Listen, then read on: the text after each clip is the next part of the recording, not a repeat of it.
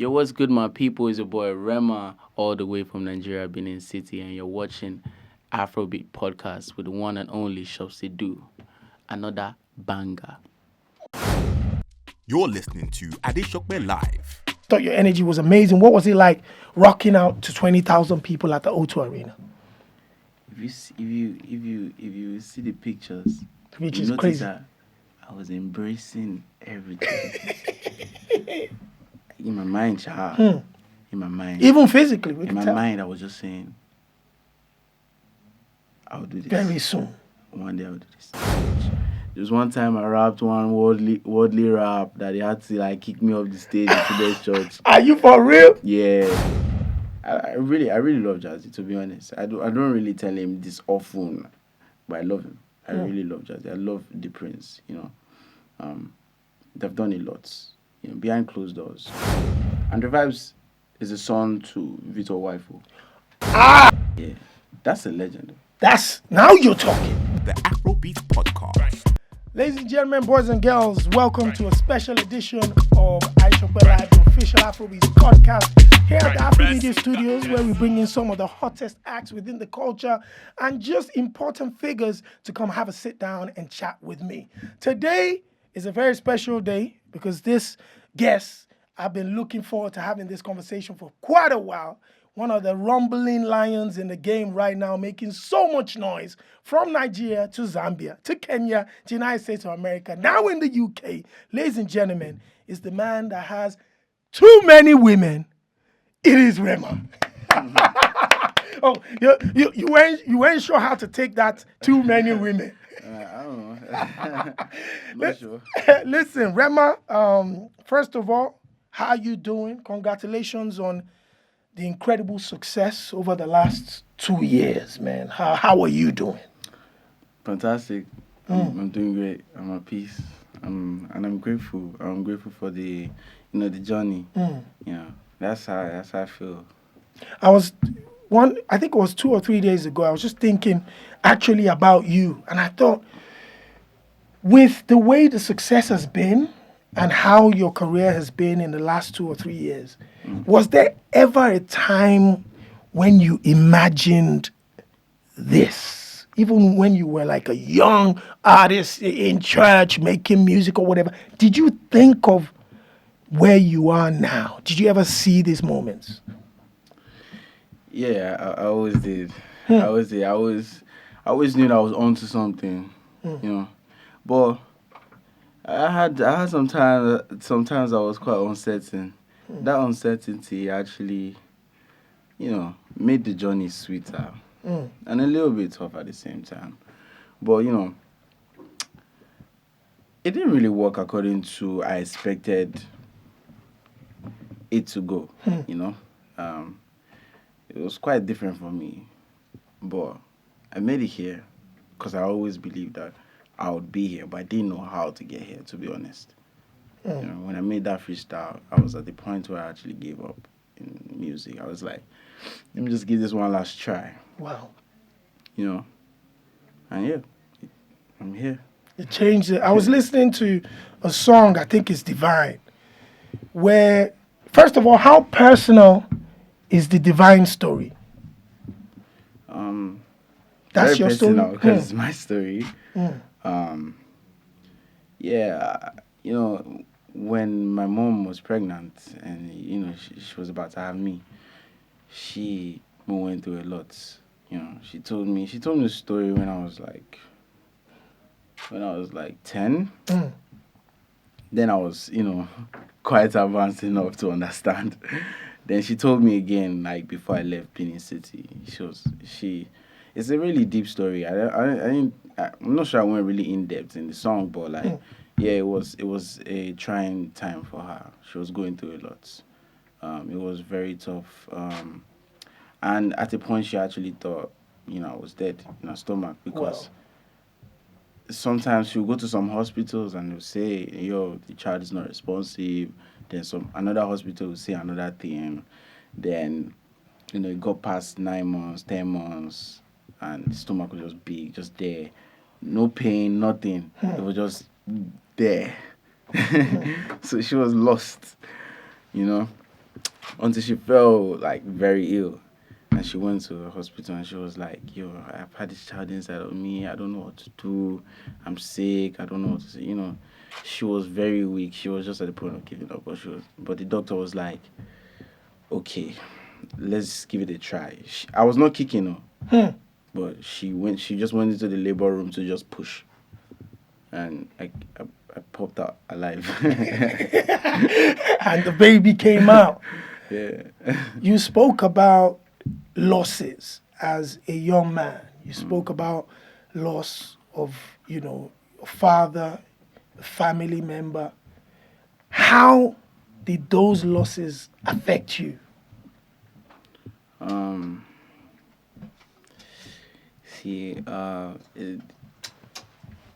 It kind of shaped the person everybody know. It shaped me, to be honest. It shaped my mind states, my mood. There was a point in time I was very colorful, I would say. Within me, I was funny. I was like, running around very unserious. Never took life serious until, when I lost my dad, and it just showed different sides of, people. It just showed the importance of family as well. Like, yes, as siblings, we might have our fights or we might have our quarrels, but you never just know when you just not see them again. The people you're closest to. For my dad used to call me a soldier. He used to call me a soldier. Parents, they always have their battles. And I'm always protected of my mom, and I'm that guy. Yeah, whenever they're having their fights or whatever, I always stand by her. But still, I love my dad. I always helped him to save money. Every time he comes back from work, he gives me, when he takes off his suit and all, I remove any change in his pocket. So I give it to him every Friday. So that would be his full money for the next week. Because you were saving for him. I always save for him. Wow. Yeah. So I was also close to him. I used to be up with him at night, when everyone is sleeping. Like, we have school, but I'll be up with him because we used to watch late night movies. Yeah. So yeah, I was close to him as well. But, it was really sad, hearing that, his body has been had been in a hotel for like 3 days, just there, and the hotel didn't even notice. It was very dark and tragic.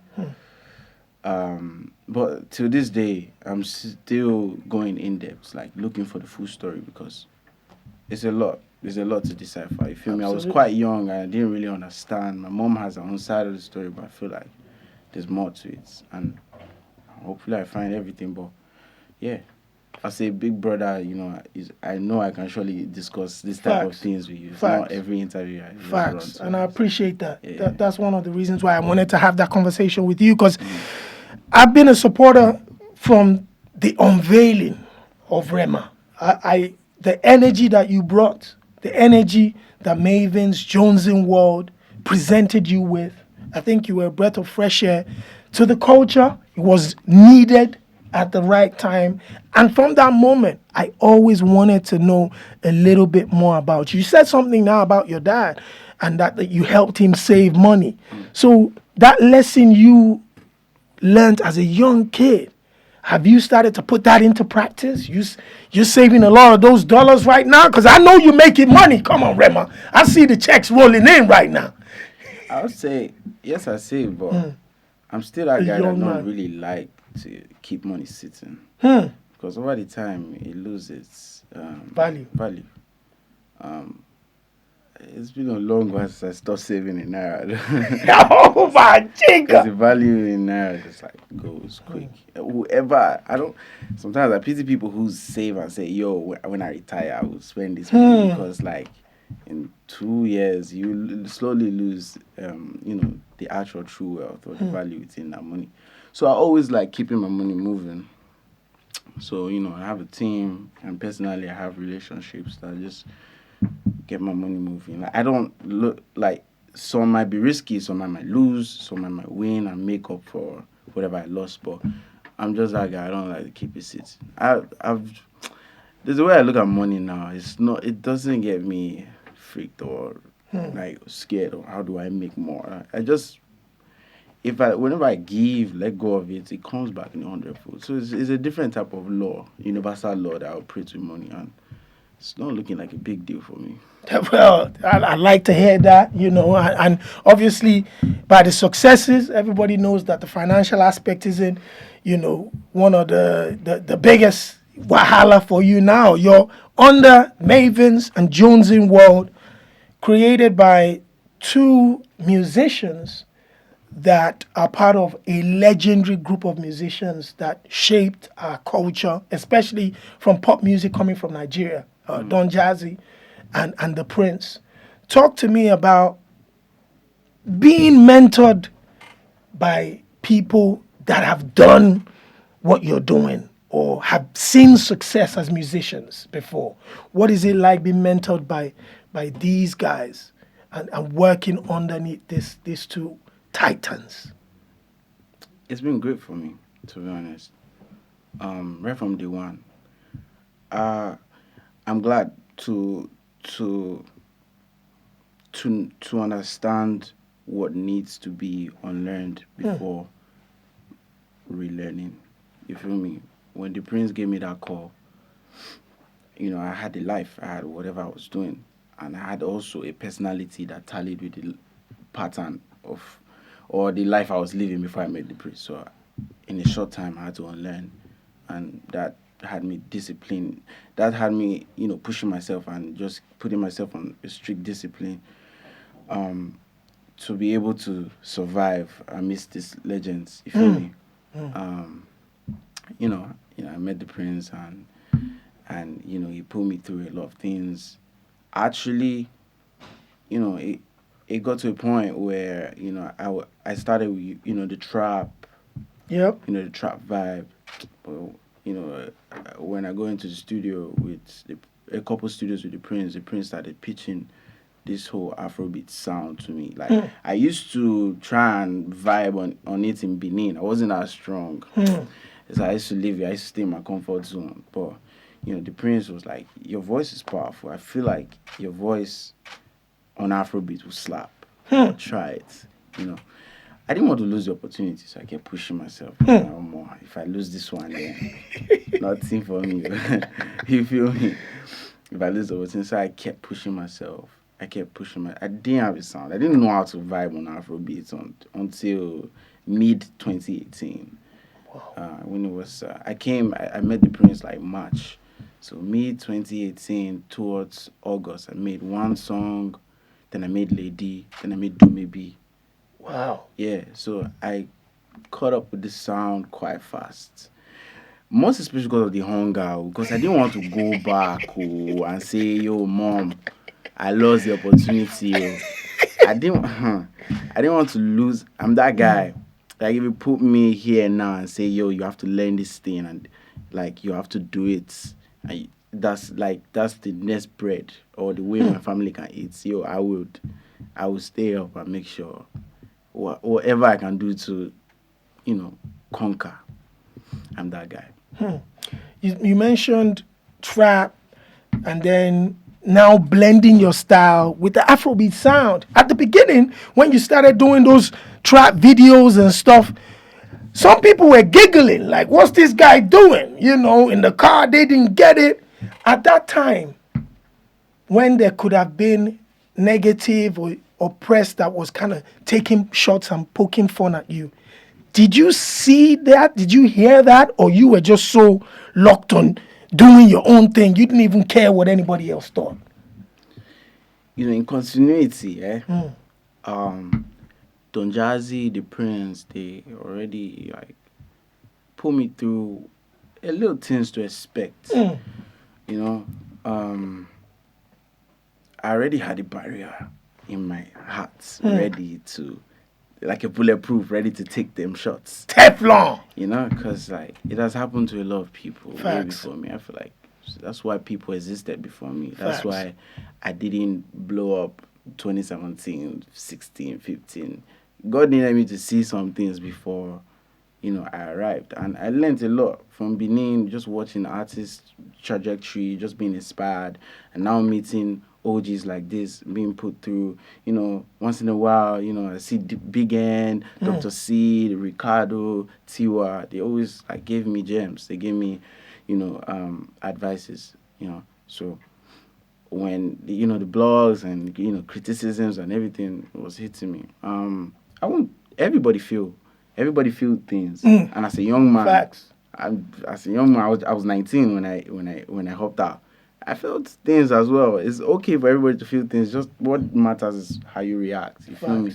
Sometimes I reacted immature, and I'm not even trying to sugarcoat it. Sometimes I acted immature on social media, but I'm a human being. The only difference between me and other people is that my own is out there, Facts. in public. Facts. A lot of people have made their mistakes behind closed doors, or even personally, just quiet their mouths. Facts. Nobody will blast them. But with this life comes its own learning.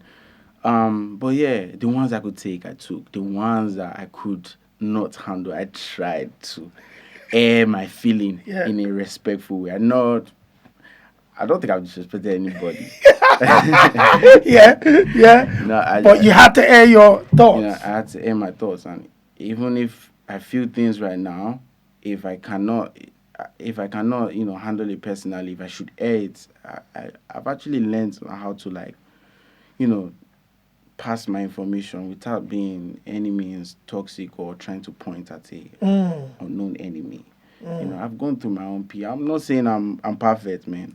I'm a young guy. How many people are still making mistakes in their 30s? Listen, I'm in my 40s and I'm still making mistakes. Fact. So there's no genius in this world. I was just talking about that on IG Live before you came in. That, when people say, oh, you have to work smart, not work. Do you know how you work smart? You first of all start working. Yeah. Then eventually the smartness will come. So nobody was born working smart. The way they try to make us feel like, oh, some people got it from the beginning. Nobody got it out of the gate. We all started learning. You spoke about speaking your mind. You have done so on social media, Twitter in the past and stuff like that. Sometimes it helps. Sometimes it does. To be honest, it does, because we live in a world where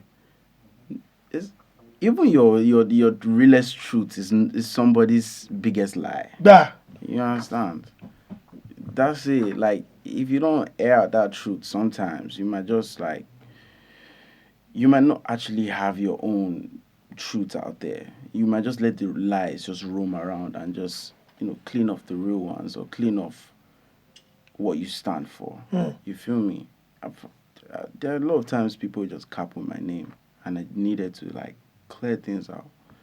Sometimes it's just good to speak, but what matters more, Jazzy tell me, what matters more is just be guided. You feel me? 'Cause sometimes when your emotion is ahead of your your mature thoughts or your maturity, it muddies the water. Yeah, you feel me? You might be saying the same thing, but you're With saying the it emotion. wrongly. Yeah, you feel me? Facts. Yeah, Facts. I agree. You mentioned Benin. Talk to me about Benin, man. With at least Benin can claim REMA now. REMA's success is Benin's success. Yeah. As we have Timaya from Port Harcourt, we have Omale from, people are repping cities. The success of REMA is a flag bearer for Benin City.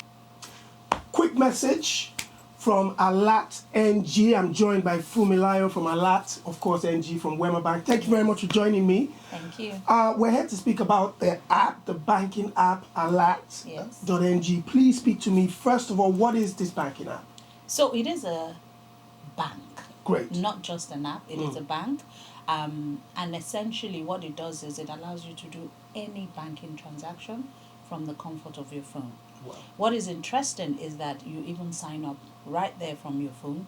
You don't have to go to any banking hall to do anything. So you upload your picture, your signature, everything you do from the comfort of wherever you are. And it takes just 5 minutes. Now, a lot of us in diaspora want to have banks in Nigeria, bank accounts in Nigeria. And one of the biggest problems we've faced or the challenges we face is this is the VBN number, is it how do we cross that hurdle? Awesome. So what we've done, and if you go to our site, alert.ng, we have a list of agents in the UK here where you can go to and register for your BVN. And interestingly, we've added on the NIN. Right now, you need the NIN to do everything in Nigeria. So once you do that, it's possible. Talk to me about Benin City. What is exciting about that city? What is it like? What are the people like? You know, teach the world about where you're from. Benin City, like I tell everyone, is a place of deep culture. It has a lot of history behind it.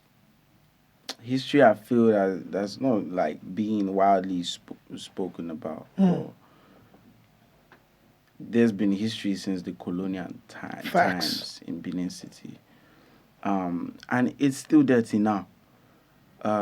It's also a city where tradition holds more ground than government. And I feel like it's one of those cities that you have to check in with what the tradition says before the government make a move. It's really deep. It's really deep. It's a really, really, really religiously diverse community. But all in all, everybody knows everybody.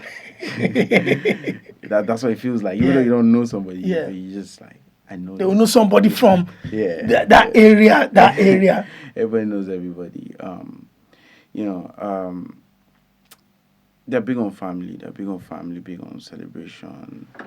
But sometimes there's a lot of fights too. Yeah. But growing up in Benin City is inspiration everywhere. Both from the people, both from, the characters you see every day, the arts, the arts, the culture. And, it's a place where you live with knowledge that people will say it's deep, but to us it's basic. Yeah, you just know some things in Benin, like unconsciously. And when you get to the outside world and you're like, this is big. They'll be like, deep, deep, deep. Brother, it's not deep. It's not deep at all. That's what they were teaching us when we were like 5. But it's just a place where that's amazing. You grow up fast. That's amazing. You talked about trap. Let's get back into the music. Who were you listening to as a young REMA? Because when I first saw those videos, those your freestyles, I'm like, who inspired this guy? Who were the artists that you were listening to that inspired your style? As a rapper, when I started in children's church, to be honest, we had a couple gospel artists back in church that we used to follow up with, Frank. TB1s, the Rap Nation in church that year. We used to bite flows. Like that time we could not write our own. You feel me? So come to church. There was one time I rapped one worldly rap that they had to like kick me off the stage in today's church. Are you for real? Yeah. So the beat was going now. My flows don't finish. I bring out one of them my rap like children's church that year. It wasn't teens church, children's church. Children's church. People started knowing me from teens church. But children's church, then my auntie called me to the side. You need to start writing your own. That's why I now took it serious, writing my own rap, stuff like that. And, the church really helped me, gave me confidence, stood up, clapped, and I just felt like, I have to keep going because I'm enjoying this ovation. Like, praising God is, it's this fun. I'm actually being myself, praising God. This is great. You feel me? So I kept, sharpening my skills, and, the teens church pastor was like, I want you to head a group. And I wasn't that good, though, but he said I should teach people how to rap. I was like, okay, I'll do my best, But that pushed me to work on myself, to be able to, like, put others through. I did the best I could as a leader. Sometimes it's tough, most especially, like, leading people that are senior to you. Come by 4. Come by 4. He'll tell you. For rehearsal. It was scary. It was crazy, but I'm glad that, God gave me that, spirit to handle things. And big ups to those guys. They did their best. Some people in school, some people had a lot going on in their families and all, but we all managed, sometimes we didn't have money, but we all managed to put things together, buy costumes, rap, and do our thing. But our goal, was to enter the main church because we needed to let those adults know that, You guys could rock. We could rock, you feel me? That was our goal for a long time. And we conquered. You know what? It's just like studying the industry or studying a territory. How do we get into this territory? Yeah. Feel me? We had that thing in church, but we didn't have anyone to tell us, so we had to start figuring things out. You feel me? And I feel like all that struggle, all that hustle actually like built my mind up for all of this. Yep. You feel me? Yep. Sometimes not even sometimes, even right now, like there's some sounds that you can just create without a collabo and it will sink in the territory. Yes. You understand that shit. Absolutely. You feel me? Absolutely. So we started creating songs that the adults will rock with. They didn't really like rap, so we had to now mellow it down to extra mommy daddy vibes. Extra praise and worship vibe. While sinking in that rap. And a couple times we got a slot to be on the main stage, being watched by the main pastor. That's amazing. So that was a phase. That was a phase. Most of all, I was happy I did my time. I served. And I won souls to Christ. I'm still.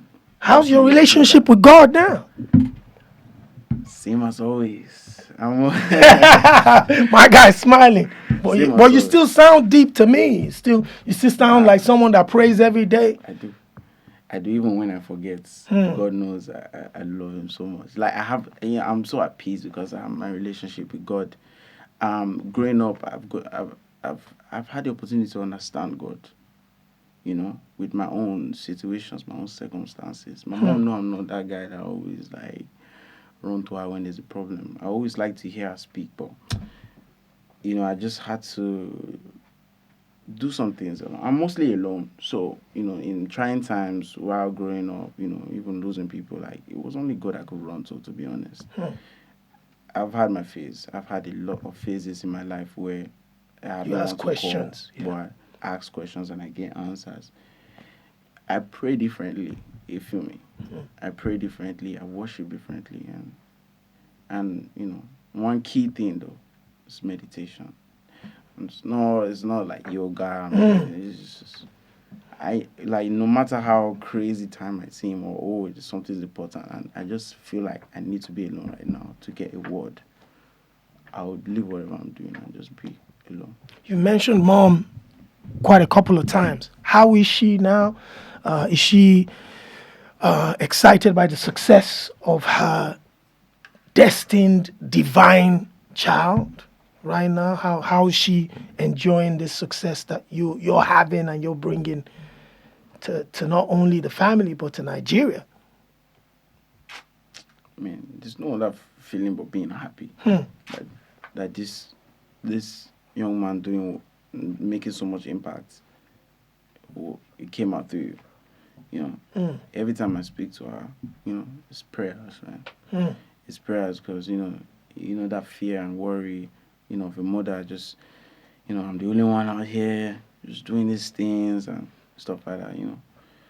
I mean a lot to her and she means a lot to me. If there's no other drive in this world, I just tap in with my mom. That's amazing. If there's any reason to go further, if I'm like, oh, I'm tired, I just think about my mom and just keep going.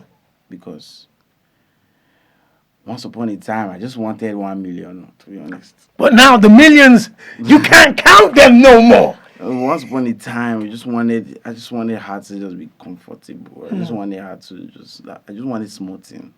But God had other plans. And, I'm grateful for her prayers because it has come true for me. Now, let's talk about your generation of artists. You guys and girls are doing something that we haven't seen being done that well in recent times, which is, your relationship with Oxlade. Not only are we seeing you guys on social media, we're seeing you guys hanging out, coming out for each other on stage, on tour in America. I see you in Fireboy video. Talk to me about this generation of artists and why you guys are holding on to love and brotherhood so much, like we've never seen before. Did anybody tell you guys to do that? Or this was just like out of the gate, we're not letting anybody separate us? Nobody told us, to be honest. But we all had our different training, our different, bosses, our different counselors, advisors. Jazzy has always been a man of love. If it's about love, big time, I learned that from Jazzy, and I learned that from my personal life. Jazzy advises me a lot, and it still gives you the freedom to do what you want to do. If you want to be you want to fight, go and fight. If you want to love, go and love. You feel me? But personally, maybe I don't get time. I don't like stress. Because I just came for my own goal now. Everything goes me goes another person bread. You feel me? Facts. That's nothing to worry about. What matters is that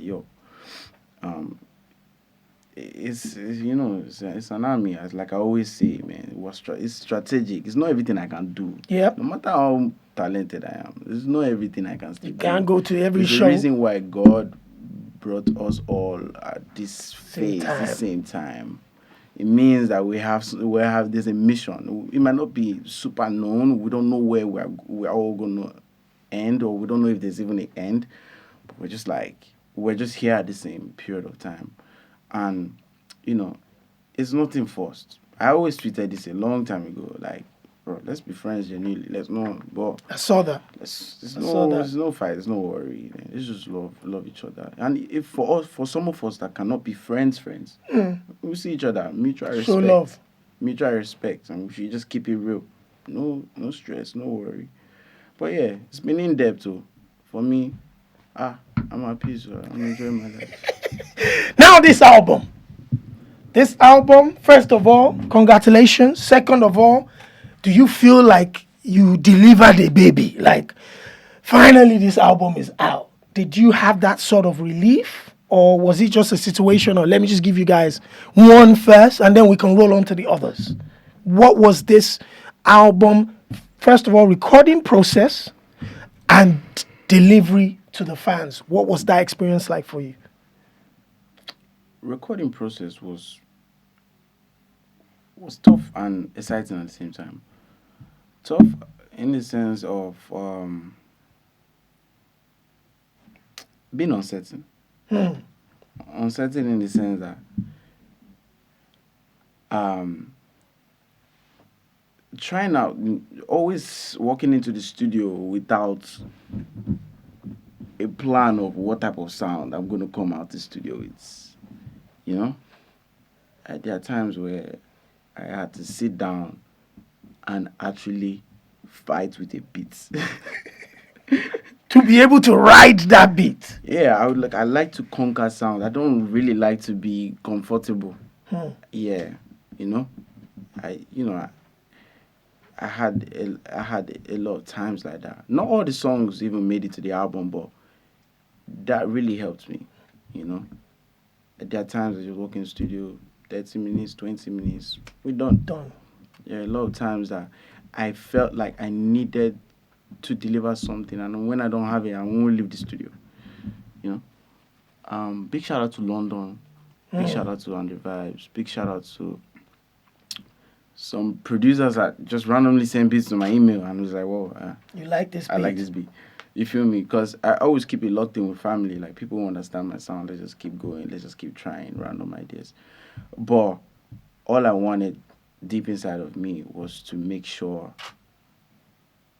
that we bring the rest of the world together with one project. Yep. The project is very diverse. There's no denying that. The project is extremely diverse. From track 1 to 16, there's no beats that's the same way. There's no sound that's the same way. What is the same is just the delivery. the melody pattern, but I still twisted it on every record. It's a different REMA in every record. Yep, facts. So Facts. and it wasn't so much on purpose. What I really aim for is just letting go of whatever energy or frequency I have locked inside of me, and that comes with whatever emotion I feel, and my perception, in this Afrobeat space. You feel me?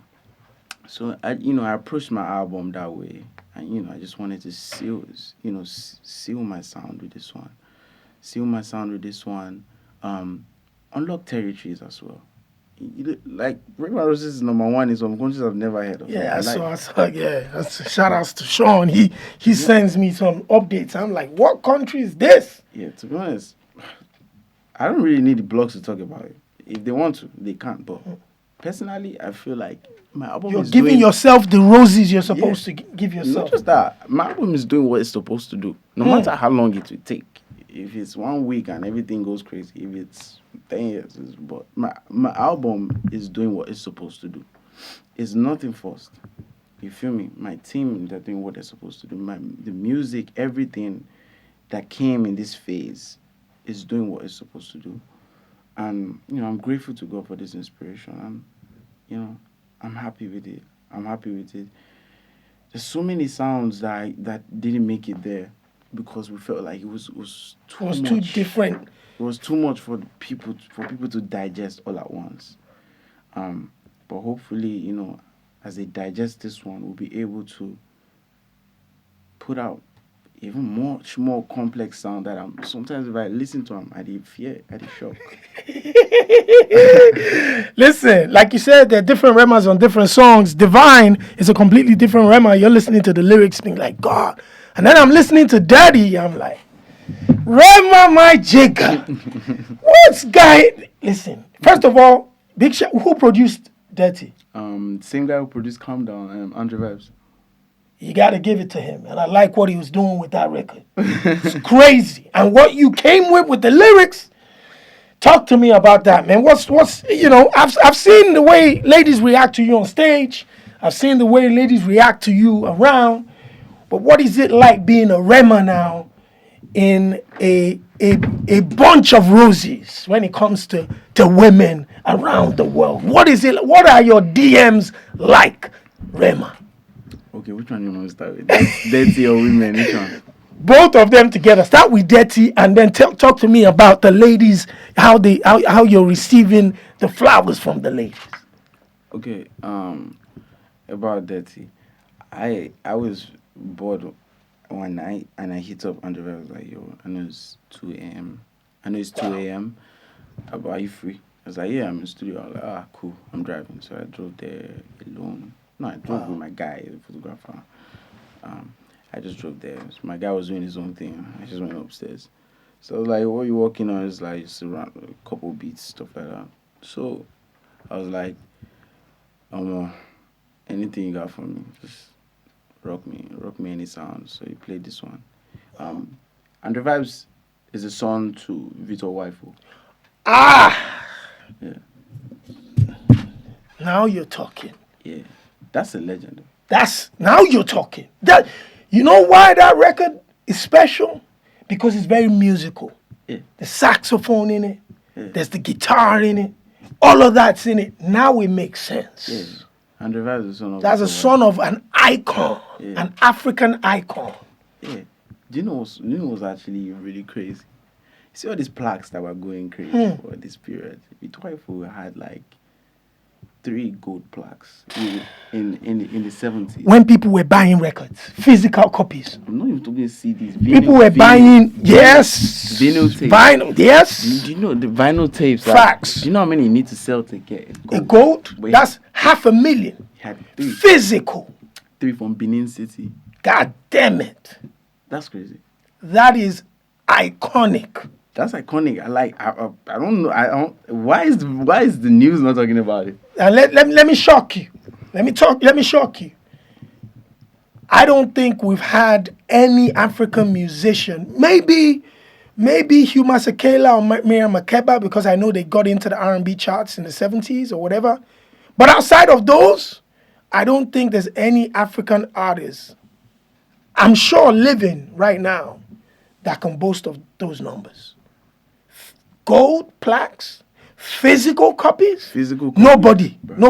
No African artist alive can boast of those. And doing 3 all the way from Benin City. God damn it. That's I don't know what to say. No, just music, sculpture, like arts, like building his own guitars, to even building his own car. Yeah, I saw that in the documentary, man. That's Building crazy. his own car. No, that man. Talk about it, man. Talk about it. This is why we need to learn. That's why we need to learn. People need to go and check that out. Victor Waifo, one of the greatest musicians to come out of Nigeria and Africa. Like you said, built his own guitar that had a piano, this was the guy that first had that. That first guy that was playing that. Look, and he's different because he's from Benin. Like, never will I ever doubt myself. You feel me? Like, I just look at some people. Like, it doesn't matter wherever you are. No matter what. Like, the people who are supposed to hear you or hear your gifts, and no matter, even though it's music and you want to like touch all that, it's just like Virgil as well. Look, Facts. Like Virgil did not rest from close to another thing to another thing to another thing. The thing's still coming out that Virgil actually helped design. I saw a car a week ago. Virgil sent me a vinyl tape like a couple weeks before he died. May so rest in peace.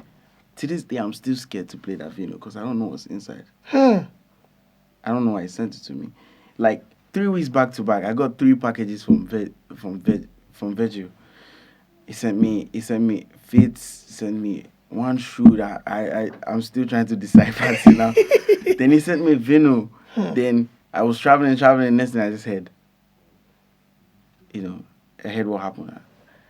To this day, those 3 things, I just put them.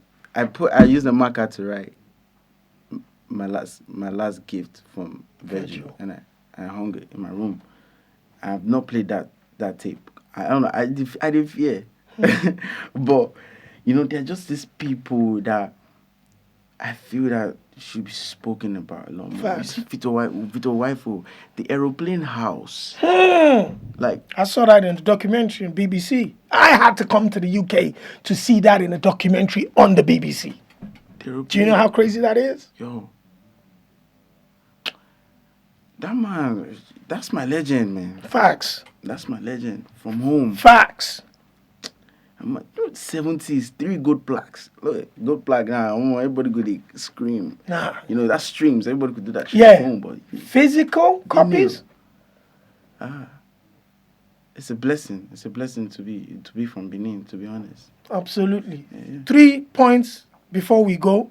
1, you performed alongside Burnaboy at the O2 Arena. Burnaboy went backstage. I've got exclusive videos of him speaking about you that night. I don't know if you saw that video. Did you ever see it? I saw. Where he was talking about you. And he said you were you shocked him. That was the first time he had ever met you. And the energy, you reminded him of him. And he saw that energy, like he loved your performance. That was crazy. I was in the crowd and I thought your energy was amazing. What was it like rocking out to 20,000 people at the O2 Arena? If you see the pictures, Which you is notice crazy. that I was embracing everything. In my mind, in my mind. Even physically, we in can my tell. mind, I was just saying, I'll do this. Very soon. One day I'll do this. If you notice, because my set was done. And you were still with Burnaboy rocking out. I didn't want to leave because at that point I've just downloaded 10,000 people. I need to download the other 10,000. So I had to wait. I had to wait on stage while he was performing on the low. Oh, yeah. I was still Rocking that out, man. It's like I was counting the seats. So I was like, no, I really appreciate it. Like, that's love, that's love, to be honest. Carrying the young boys along. Absolutely. I really appreciate your. It was a blessing. Me and Sloan. Sloan. Yeah, the guy that he does. painted. Yeah. I was. That's how happy I was that I was going to the O2. I went to Sloan. I was like, Sloan, I want to have a painting for Burna. We have to work on something that looks like that gorilla. I know your art is different, but I'll be with you. Let's do it together. So me and Sloan, we're just like, we brought canvases and we're just trying to like work on something. And we went halfway and Sloan was like, he'll finish it. He'll holler at me next day. I did not rest. So I was like, Sloan, I'm sending a card to you. I'm going to the O2. I need that canvas ASAP. So Sloan delivered. Big shout out to Sloan. It's okay. I went to the O2 because I have to give a seed. You feel me? I believe in such universal laws. I have to give a seed because that's being on that stage will birth a new desire. You feel me? We birth a new desire, we birth a new drive. And I have to thank him for that. You feel me? I feel like words are not just enough. I needed to exchange To something. give him a gift. And that's why I gave him. That's why I brought that canvas on stage. And no more. I left energized. Listen, we left energized too. Now, number 2, you've got a partnership, a collaboration with Boohoo Man right now. A couple pieces. I see the summer shorts and t-shirt. I see all sorts of swag on that. How does it feel to have a partnership with a brand like Boohoo Man and jointly creating something and presenting it to your fans and the rest of the world to be a part of? Blessed. Nothing more blessed, man. Nothing more blessed. I used to tell my team, I like endorsement deal, I like partnership, I like everything, but if it's a brand that doesn't want to work with me, not just as an artist, as a creator, because I'm not just an artist, they know. Yeah. They know. My brand, my artworks, everything. Like, I'm a geek, but I've not just shown enough side of me to the world. I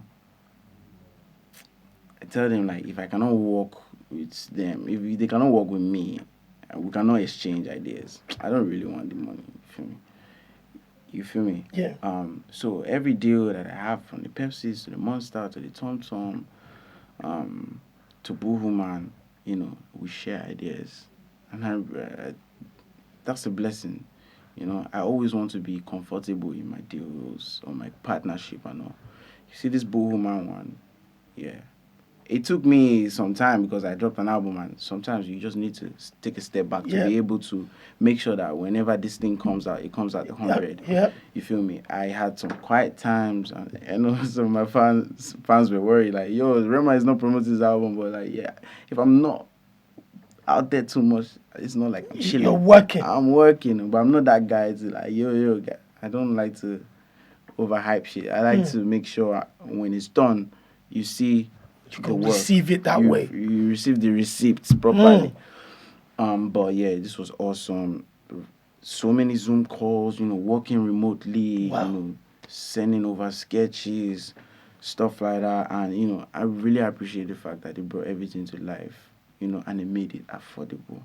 Facts. You feel me? If not, my only P now is, I've been, because like there's nothing that happens in my career that I don't supervise. My problem now is my economy, Nigeria. Like, it's not. I don't feel 100% in selling these merchandise to people out here.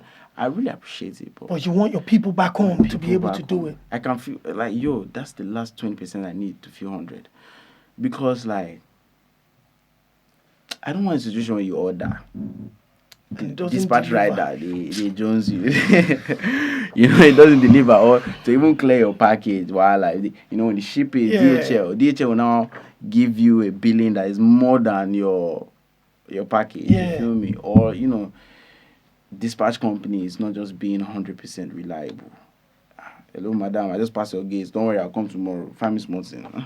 We don't want those kind of situation. I have to make sure I'm at a point where I can lock in a partnership deal with a good delivery company that will make sure that every Nigerian, as they order, if you say 2 days, they will get in that 2 days, not be whining. You feel me? Because even delivery companies in Nigeria say they are suffering. They're suffering, situations everywhere. So I don't want, once someone pays for, that's the sweat. You feel me? When you Yes. pay for something, you should get it at that appointed time. Facts. You know? But if it's not going to be so, I don't want to do it at all. I would rather give it to people that know that they will get what they ordered in time. You feel me? But when I know that I'm stable in that aspect, I would unlock to some venture things in to there. my Nigerians. Max I can do is in-store. Mm. You want to get it? Just come to this store and you can buy it You there. can buy it. That one, I'm working on that one. That's amazing. Yeah, I think about my fans. Though. I worry about them a lot. That's good. Yeah. And finally, the teddy bear. What is the story about this teddy bear? Where did this teddy bear come from? What is the story? This is one side of me I don't usually talk about. I don't even know if my close friends know about this. But this was like my childhood peak. Every aesthetic you might see today, I feel like they all had an impact in the phase of my life. The period where I lost my dad, must be my dad. Monies from visitors and all. I used to buy a lot of toys. So I bought teddy bear one period. I had my room. I had a phase with that teddy bear because I always talk to it. It was a teddy that I couldn't talk. Couldn't judge me. Nothing. Just tell it anything. You feel me? Random ideas. I used to have PS2 that time. I tell it, sometimes I tell the teddy bear I want to break this part because I used to make one magnetic stuff that when you connect the wire and you put a battery or something, the magnetic stuff, one wire will be spinning. And we're having fun times with the teddy. I just be talking to the teddy, No judgment, no regret, nothing. Just me and my guy, talking. I wasn't really that social, to be honest. I was, after I lost my dad, I wasn't really that social. I just, because of, family, different people just making me question life and people, how people just change. From my dad's side, things were just quite mixed up. Just had a different perception of human beings. I was like, wow, okay, I need to get a non-human being to be able to relate because this shit don't seem real. You feel me? But yeah, when I started buying a lot of toys, but I related to that teddy bear and I was just really close with it. No light at night or this candle by my side. When I feel scared, my teddy bear. So growing up, I had grown the teddy for sure. I had grown it, holding the teddy bear everywhere. But that had a place in my heart. So, I just synced it in with my brand as my sidekick. And that's the story about the teddy. That's amazing. And I appreciate the fact that you shared it here. Listen, I know you're a very busy man. You've just come into the UK. You've had a lunch with Boohoo Man. The whole team is here. Sean, the Prince, the entire team here in the UK. We saw so many celebrities out there supporting you. Your music is fantastic. I'm a massive fan. Thank you. I appreciate how you're busting grounds across Africa. Your stage performances, do you rehearse? Or how often do you rehearse your stage performances? Because when you walked on stage at Afro Nation Puerto Rico, it looked like you owned the whole building, man. You came in with a different energy. Even right from the one, I've been like that. Do you rehearse those things? So no, that's where I feel like the church came to. Facts. I already knew how to handle large amounts of people. I didn't have any form of stage frights anymore. I had my times where I was scared, I was worried. I need to go and look for my old church videos. We were rocking crowds. And we barely had any song recorded. So we have to do everything like live with the beats. Wow. So if you are losing breath, be losing breath smartly. Wow. Like there are times we'll forget our lines and we'll just cover up. Like that time we'll face all the shame. Like the times I will be rapping and forget. And I could just look. Then one of my guys would just cover up. Like we had times like that. So all those embarrassment, all those things, we're not if fear again. So my first show, Homecoming in Lagos, and I pulled up, had my mask on, because 2018 I was already planning how I want to come up with my branding. Like, I just really appreciate Jazzy and the whole of Maven for accepting some ideas that were just weird. I was like, I don't want to hold the teddy. They look like this guy they talk, but they actually embraced it, supported it. Like, for you to think of this thing, it's just, I really love Jazzy, to be honest. I don't really tell him this often, but I love him. I really love Jazzy. I love the Prince. They've done a lot, behind closed doors. There are a lot of people that would doubt certain things, but some sounds I would just do, and they'll tell you. Not only you now. Not only if you don't. Not only you, go for it. Not fair. I'm like, this is what I want to drop. Like, being able to pick what you want to drop, say, like, this is what I want to drop. I'm not scared. They're like, Rema. Let's go. That's what you say. Do what the boy says. Wow. You feel me? And that's love. That's belief. That's real belief, man. That's real belief. That's what you say. Do what he says. If he wants it like this, just do it.